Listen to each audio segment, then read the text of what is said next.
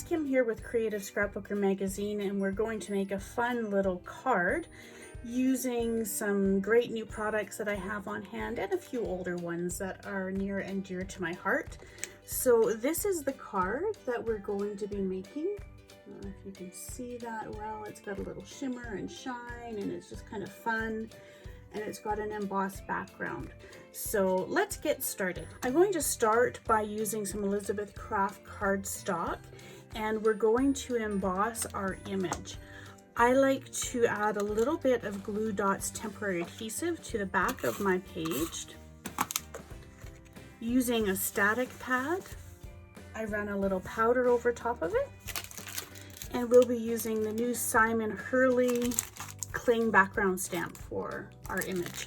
Using the Ranger Emboss It gray tinted ink, we'll ink up our image.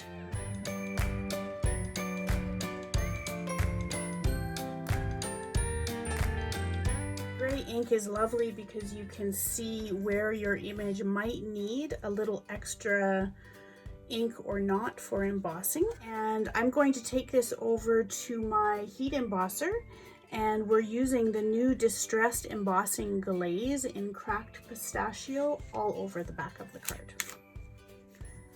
With my embossed background, I don't know if you can catch the glaze look here. It's a little bit translucent and shiny, and it's beautiful. I'm going to use this Simon Hurley stamp set and use the Shake It Till You Make It. And we're using the Tropical Tango dye ink by Ranger. It's one of Simon Hurley's colors.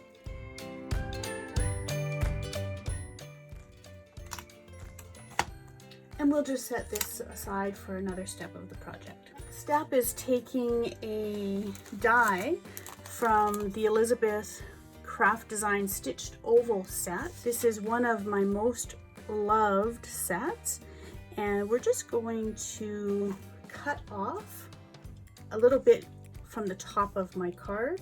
So I've run this through my die cutting machine, and we release it, and we have this wonderful little window now to play with.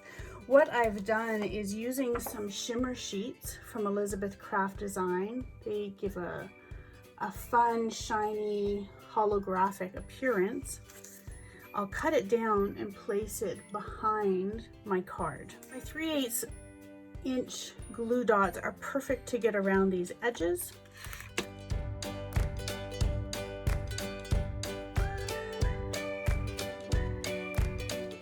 We have this fun shimmery background as part of our background. Again, we'll be using the Simon Hurley clear stamps. I'm going to use the word squawk. Because we're stamping on a non-porous element now, I will choose to use the Archival ink, which is permanent, and it won't smudge when it's dry.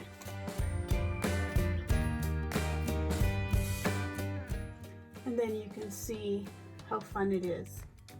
It's a nice contrast to the shimmer.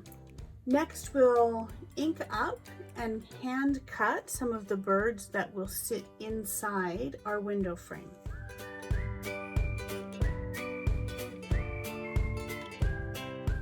So the next step on the little bird is simply to add a little bit of color.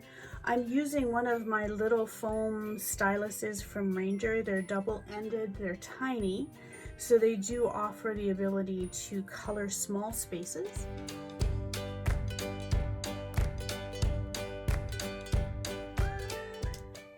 My next step is to use a Dylusions paint pen. This one is called Postbox Red, and we'll just add a little color for its beak. And then the fun part comes of fussy cutting.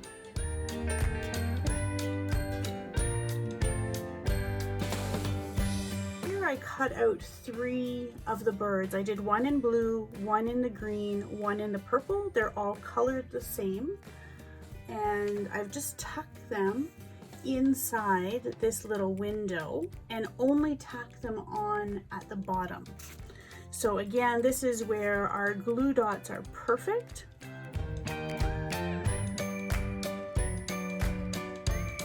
What's really neat is you get this shadowy mirrored look behind them, which is really quite fun. The shake it till you make it, I've raised that up with glue dots, pop dots. What we should do is I just ink the edges. I'll pop this in this corner, and then I would take this and glue it on a background like I've done here. Thanks so much. I hope you take the time and try this fun technique out.